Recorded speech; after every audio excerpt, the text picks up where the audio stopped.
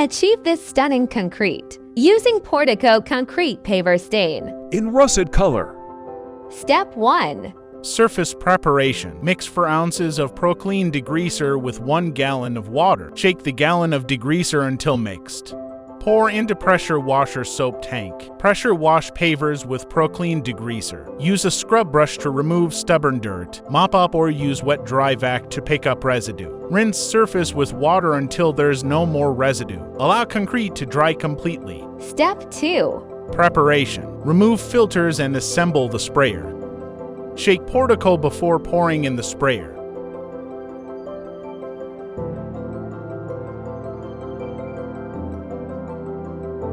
Step 3. Application. Spray to coats in circular motions with overlaps. Shake the sprayer from side to side often. Allow to dry for 8+ hours. Before. After. This is what it looks like when stained.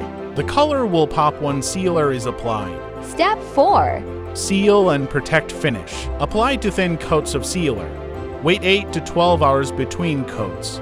Stained. Sealed. Wow, look at that color!